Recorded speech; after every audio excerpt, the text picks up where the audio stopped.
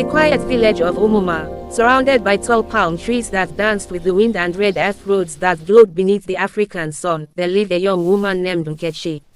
The village was small but lively, filled with the sound of children's laughter, goats bleating in the distance, and women pounding yam in wooden mortars. The villagers often said her name with pride, for in their language, it meant God's own. And truly, Nkechi lived as though she belonged to kindness itself. From childhood, she was different.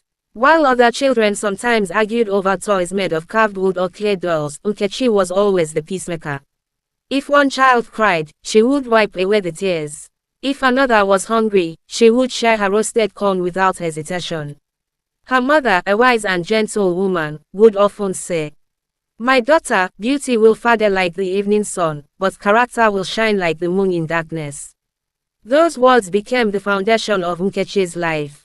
A heart that served. Every morning before the rooster crowed, Nkechi would rise from her raffia mat. She would sweep the compound carefully, drawing beautiful patterns in the sand. Then she would fetch water from the stream as the sky slowly changed from deep blue to golden orange. She greeted everyone respectfully, bending slightly before elders, speaking softly, and smiling warmly. In Umuoma, respect was treasured and Nkechi carried it like a crown. When Mama Ezine, the oldest widow in the village, struggled daily with her aching back, Nkechi quietly began fetching water and firewood for her. She repaired the old woman's leaking roof before the rainy season came. She never waited to be thanked. When young boys fought over mangoes under the great iroko tree in the village square, she would sit them down and divide the fruit fairly. "Peace tastes sweeter than mangoes," she would say with a playful smile. The time of jealous whispers. But not everyone admired Nkechi openly. There was another young woman in the village named Adaugo. She was beautiful and admired for her fine wrappers and coral beads. Yet she grew jealous of Nkechi's reputation. "Why does everyone praise her?"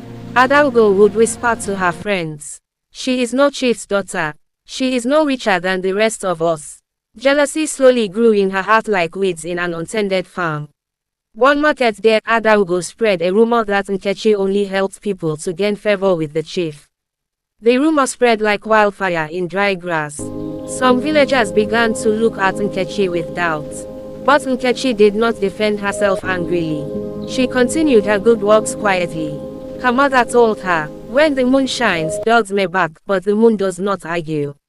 It simply shines." And so, Nkechi kept shining. The great drought. Then came the dry season that the elders would later call the season of empty pots. The harmattan wind blew fiercely. Dust covered rooftops. Crops began to wither. The village well, which had served generations, slowly began to dry up.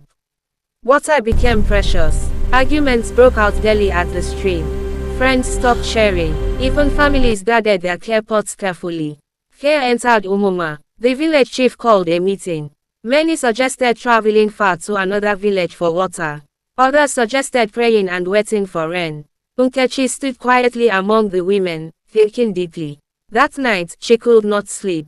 She remembered something her late father once told her about a hidden underground stream near the rocky side of the forest. The next morning, she gathered the women. "I believe water still flows beneath the rocks," she said gently. "If we dig deeper near the stream, we may find it." Some laughed, some doubted, but Nkechi did not argue. She carried a hoe and walked to the rocky side. Alone, the power of one example. Under the scorching sun, she began to dig. Her palms blistered, sweat soaked her wrapper, but she did not stop. Children passing by stared at her. "Auntie Nkechi, what are you doing?" they asked. Looking for hope, she replied with a smile.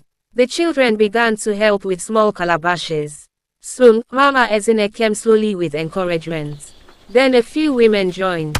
By evening, even some men arrived with stronger tools. For 3 days they dug.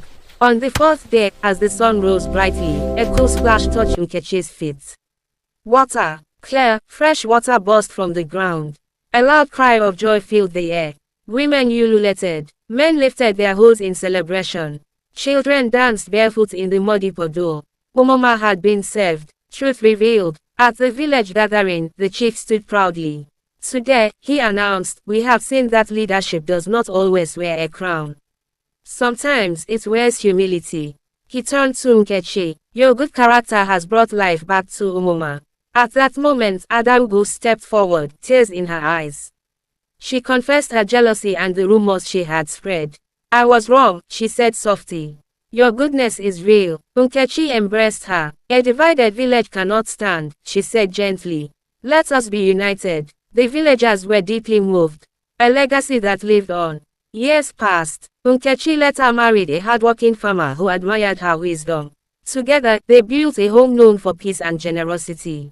Travelers who passed through Umuoma were always welcomed with food and water. The new stream they had dug never ran dry again. The villagers named it Nkechi's stream. Mothers told their daughters her story. Fathers told their sons. Whenever disputes arose in Umuoma, someone would say, remember Nkechi, and peace would return. Even after she grew old, with silver hair and slower steps, her smile remained the same, calm and warm. When she finally joined her ancestors at a ripe old age, the entire village mourned. But they did not mourn in despair. They celebrated a life well lived. To this day, under the wide African sky, when the palm trees sway gently and the red earth glows at sunset, elders still tell children. Good character is stronger than strength. Good character is richer than wealth. And in Umuoma, we once had a woman named Nkechi who proved it. And so her story lives on, not written in books alone, but written in the hearts of her people.